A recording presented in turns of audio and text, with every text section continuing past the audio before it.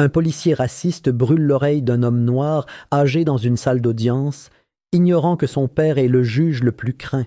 3 mois plus tard, les couloirs de l'Académie Elmbrook ne résonnaient plus de la même manière. Les murmures qui suivaient autrefois Marcus Bryant dans les couloirs s'étaient tus, non pas par peur, mais par le changement.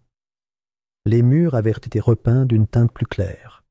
Des caméras de sécurité étaient désormais discrètement accrochées dans chaque salle de classe, leur lumière rouge clignotant doucement au-dessus de chaque encadrement de porte.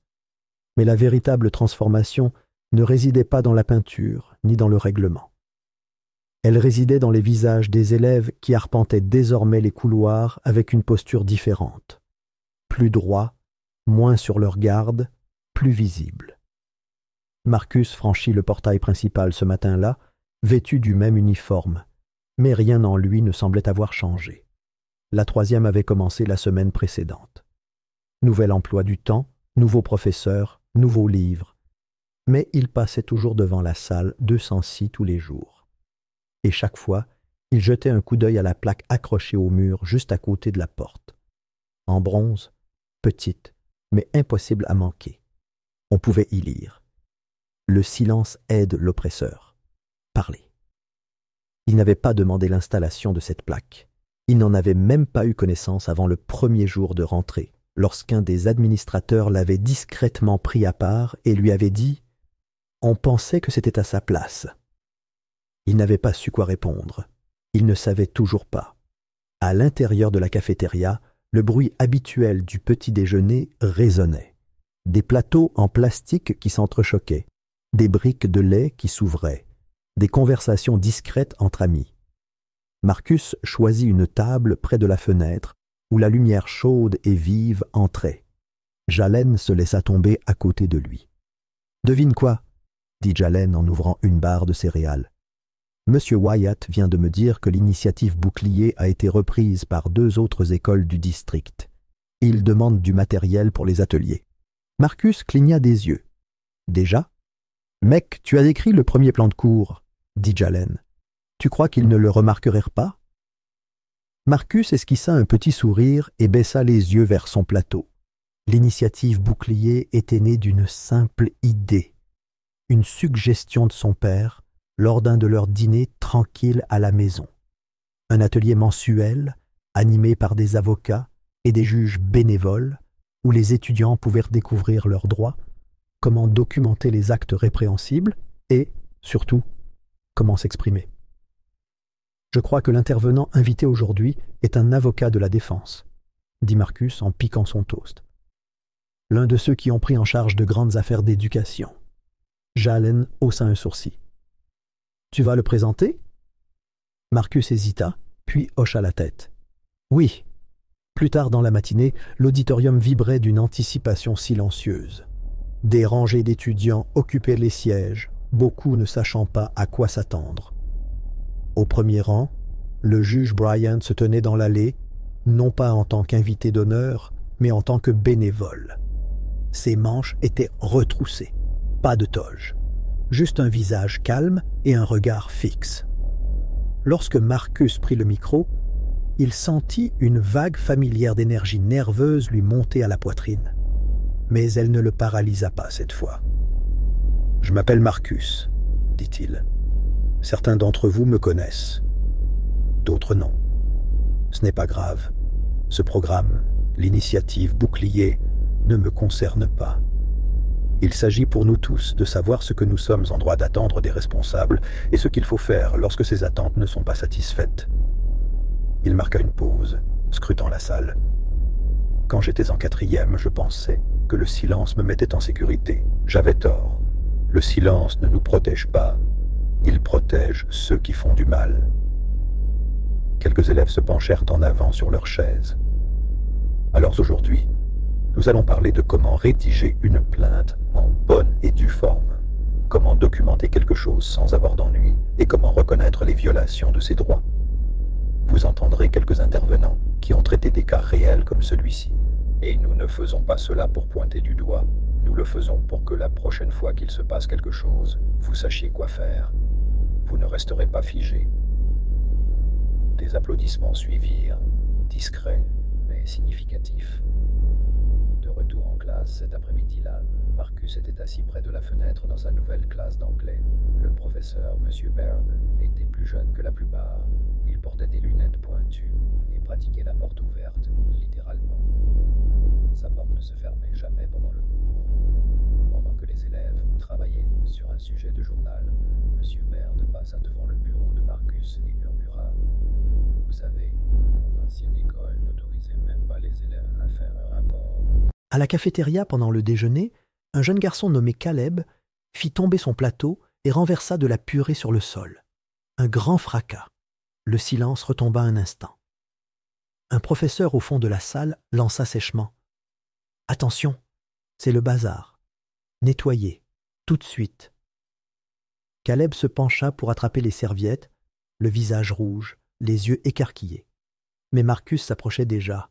« Il n'a rien fait de mal, » dit Marcus d'un ton clair. Le professeur cligna des yeux, pris au dépourvu. « Pardon ? C'était un accident. Il n'a rien fait de mal, » répéta Marcus d'un ton calme mais ferme. Pendant une seconde, personne ne bougea. Puis Jalen se leva à son tour. « Il a raison ?»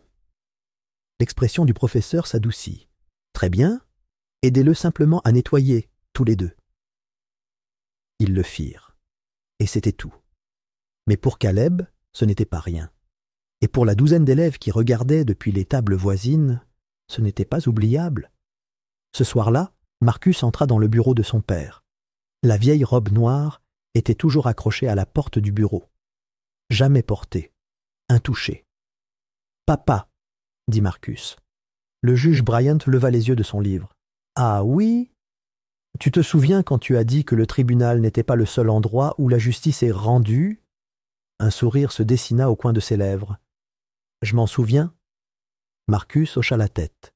« Je crois que j'ai compris maintenant. » Bryant se leva, traversa la pièce et posa une main sur l'épaule de Marcus. « Tu l'as déjà fait. » Ils n'en dirent plus. La robe resta accrochée, là où elle était.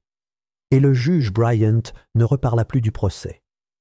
Il n'en avait pas besoin, parce que Marcus avait déjà témoigné pour la cause la plus importante, non pas devant un tribunal, mais dans sa propre vie.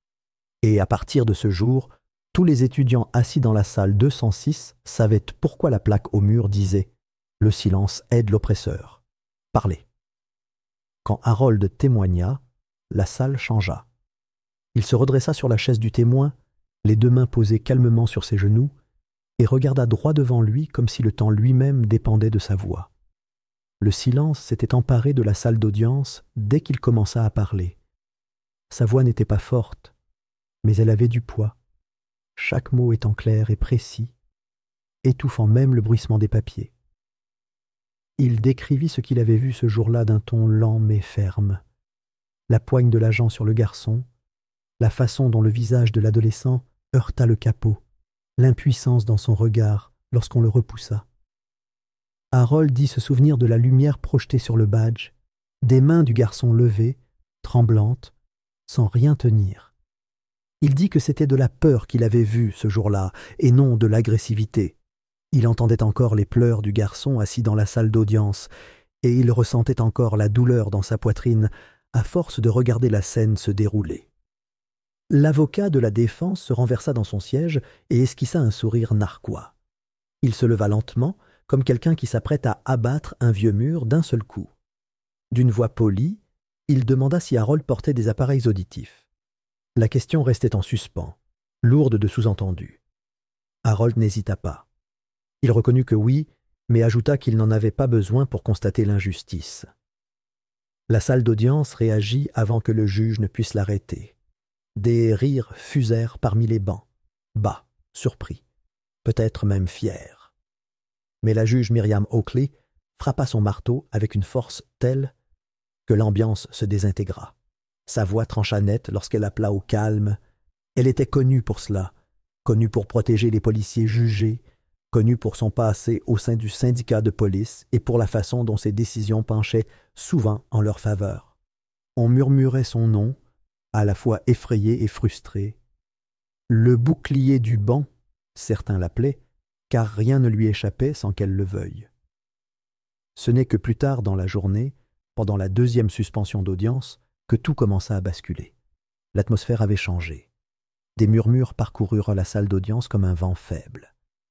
L'agent Dreyer passa devant le fauteuil roulant d'Harold, son badge luisant sous les lumières, l'air indéchiffrable. Il se pencha tout près, trop près, et murmura à l'oreille d'Harold d'un ton si calme qu'il glaça l'air autour d'eux. Il dit que le vieil homme n'assisterait pas à la plaidoirie finale.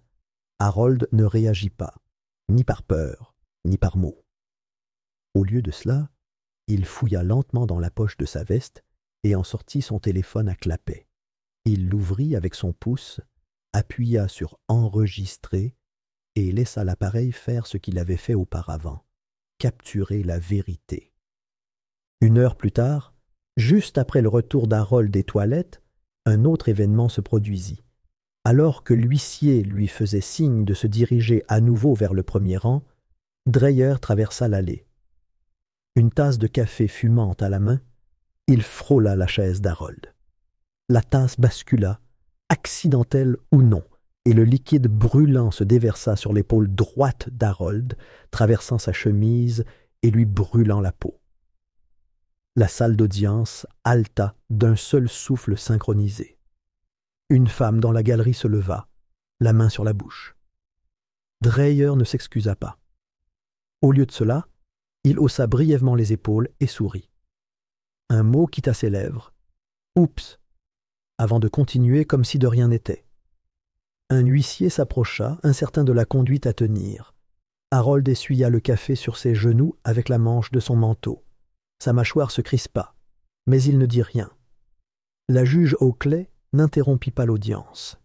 Elle dit qu'il semblait s'agir d'un malheureux déversement. Elle conseilla à la galerie de se calmer et demanda à chacun de se concentrer sur l'affaire en cours. Son ton était froid, presque répété, comme si rien n'avait été fait. Dreyer resta assis avec ses avocats, impassible, comme si ses actions n'étaient qu'un élément de plus de la performance. Mais le lendemain matin, le pire se produisit. C'était pendant une brève suspension d'audience, quelques instants avant la reprise de l'audience. Les portes de la salle d'audience étaient ouvertes et Harold retournait en fauteuil, roulant à sa place près de l'accusation. Le tapis était légèrement froissé, et tandis qu'il ralentissait pour ajuster sa trajectoire, l'agent Dreyer s'approcha de nouveau. Son visage était impassible cette fois. D'un geste, il tendit la main comme pour stabiliser la chaise d'Harold, puis, d'un mouvement de doigt, pressa le bout brûlant d'une cigarette directement contre le haut de l'oreille droite d'Harold. Un sifflement aigu suivit, puis un cri qui brisa le silence. Le cri d'Harold emplit la salle d'audience comme une sonnette d'alarme, aiguë et rauque, celui d'un homme dont la dignité avait été brûlée avec sa peau. Le chaos s'installa. Les gens bondirent de leurs sièges, les huissiers se précipitèrent. L'un d'eux renversa une chaise en essayant de les atteindre.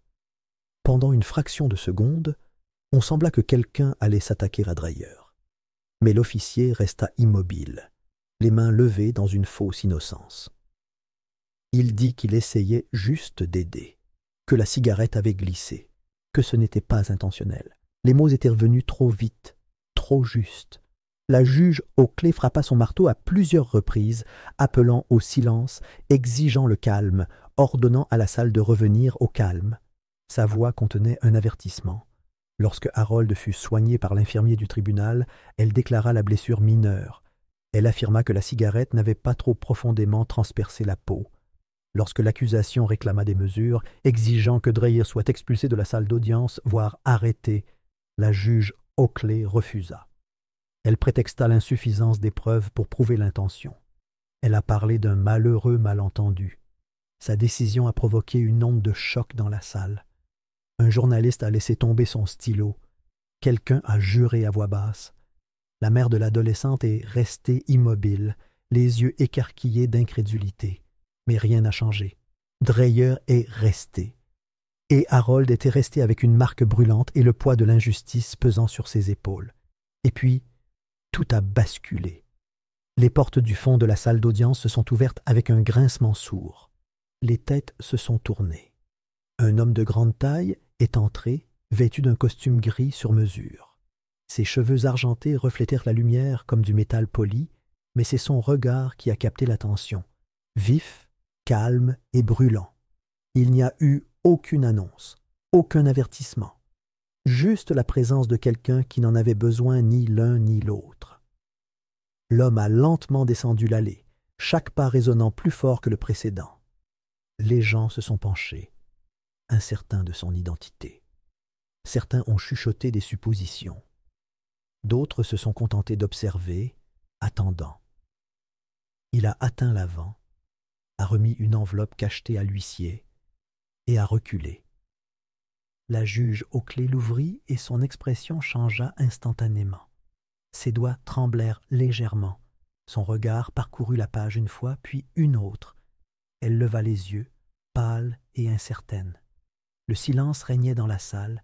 Elle annonça, presque à voix basse, qu'elle se récusait de l'affaire, avec effet immédiat. Un murmure de halètement parcourut la galerie. Les journalistes griffonnèrent furieusement. Les avocats échangèrent des regards. Puis, d'un souffle régulier, l'huissier lut la nouvelle assignation. L'honorable juge Solomon McClain allait maintenant présider. Les mains d'Harold se figèrent sur les accoudoirs de son fauteuil roulant. Pendant un instant, il ne put respirer. Les larmes montèrent aux yeux d'Harold. Son fils, son propre fils, qu'il n'avait ni vu ni parlé depuis près de 8 ans, se tenait droit, vêtu de sa robe de juge. Son dos était droit, ses pas assurés, mais sa mâchoire légèrement crispée. Et bien qu'aucun mot ne fût échangé entre eux, les deux hommes comprirent que l'instant avait changé. La salle d'audience n'était plus au silence. Elle était au jugement. Le juge Solomon McClain était assis à son siège, telle une figure sculptée dans la pierre. La salle d'audience, autrefois régnée par le silence et la peur, régnait désormais dans un étrange silence, une attente qui crépitait comme de l'électricité sous le bois poli et les néons. Sa réputation était établie avant lui. Tous dans cette salle, des avocats aux huissiers, savaient quel genre d'homme présidait désormais le procès. Il était connu pour démêler les mensonges couche par couche, pour sa précision à déchiffrer les mensonges et pour condamner les coupables avec un langage si tranchant qu'il laissait des cicatrices. Il n'éleva pas la voix. Il ne frappait pas du marteau comme Oakley. Il n'en avait pas besoin. Solomon McClain portait l'autorité comme d'autres portent des secrets. Près de la poitrine, impossible à ignorer. Mais derrière la robe et sous son sang-froid, quelque chose d'autre s'éveillait en lui. Cela faisait 8 ans qu'il n'avait pas parlé à son père. 8 ans depuis la dispute qui avait brisé leur lien. Harold avait refusé de quitter Eastridge, malgré les menaces contre sa sécurité. Solomon avait plaidé, mis en garde, même crié. Mais Harold était resté, affirmant qu'on ne devait pas fuir ses racines. Solomon, déjà en pleine ascension dans le système judiciaire, considérait cela comme un orgueil insensé.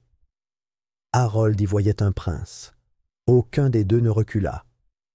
Ce silence entre père et fils avait traversé le temps comme une blessure non cicatrisée, et pourtant, maintenant, ils étaient là, l'un à la barre, l'autre en robe.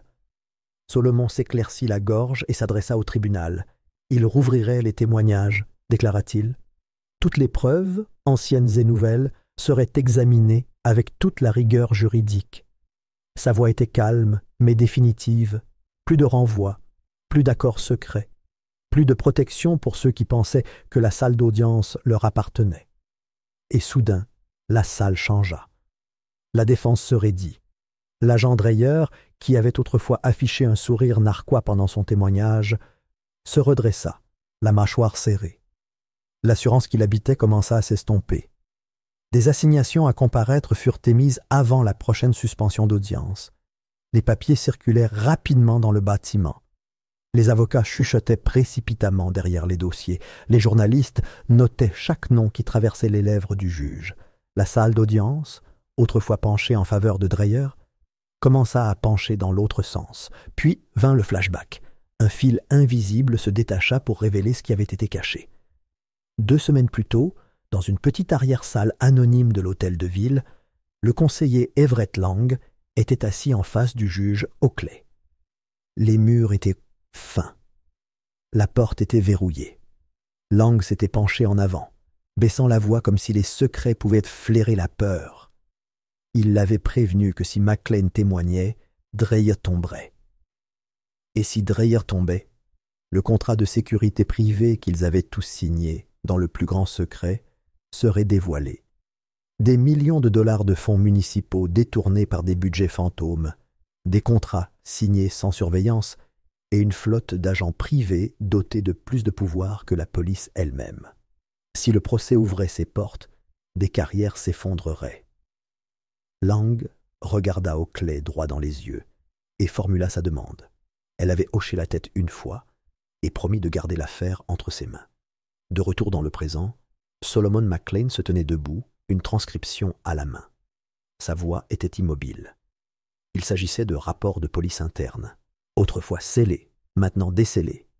Il détaillait une liste de plaintes passées contre l'agent Dreyer. Usage de la force, intimidation, détention excessive. Et tous avaient été discrètement enterrés. Pas un seul n'avait donné lieu à des inculpations formelles. Certains étaient marqués, résolus en interne.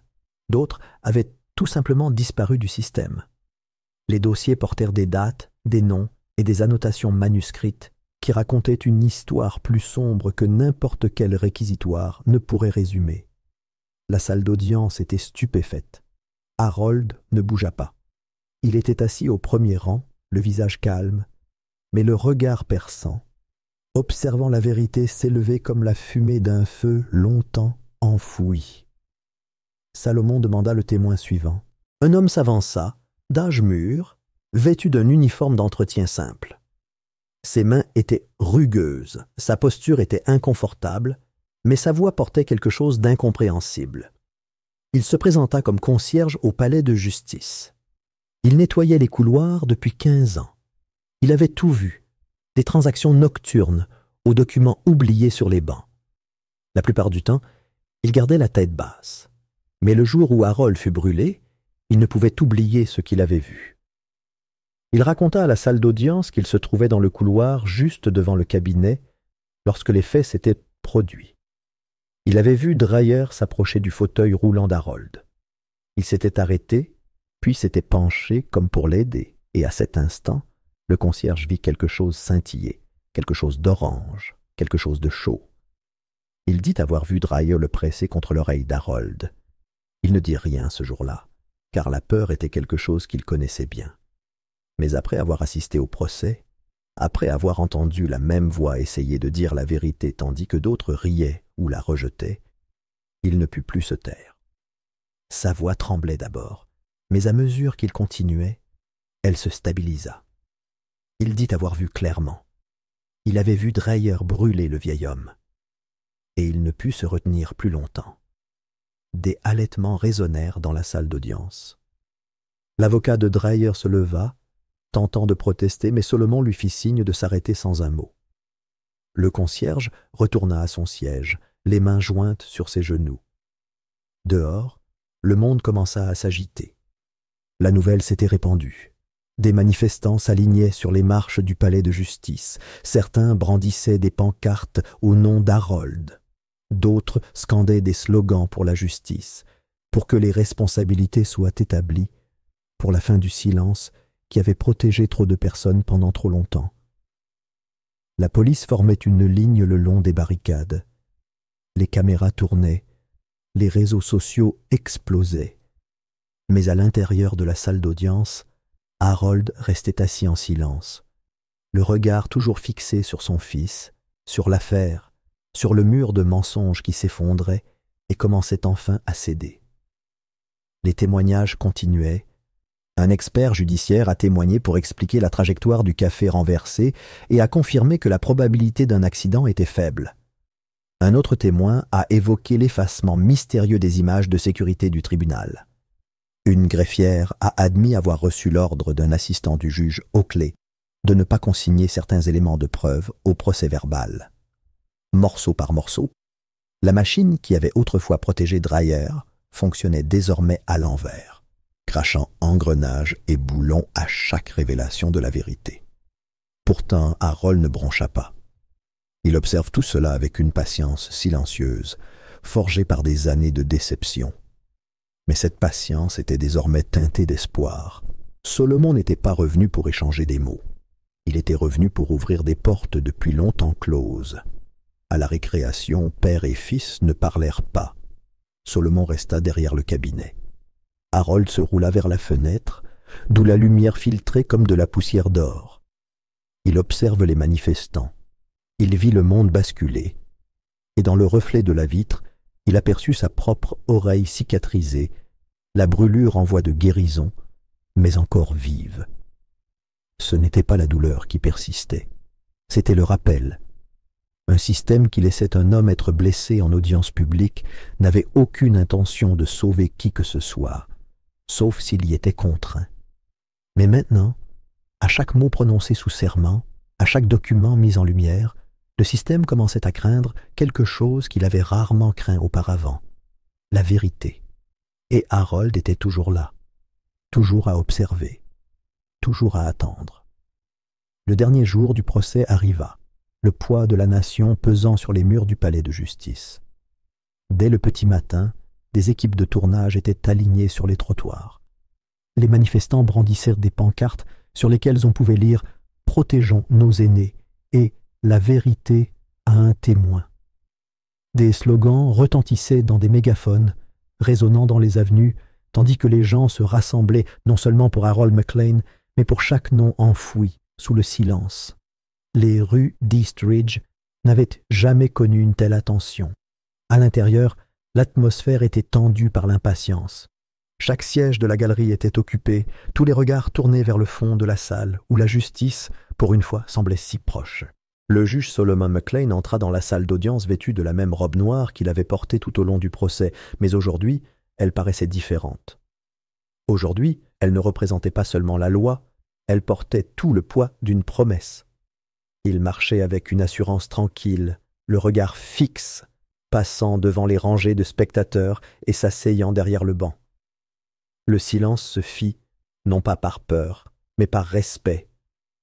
Même ceux qui doutaient du système se penchèrent en avant, attirés par un moment qui avait mis des décennies à arriver. Le coup de marteau retentit une fois, clair et définitif. Puis la voix de Solomon brisa le silence.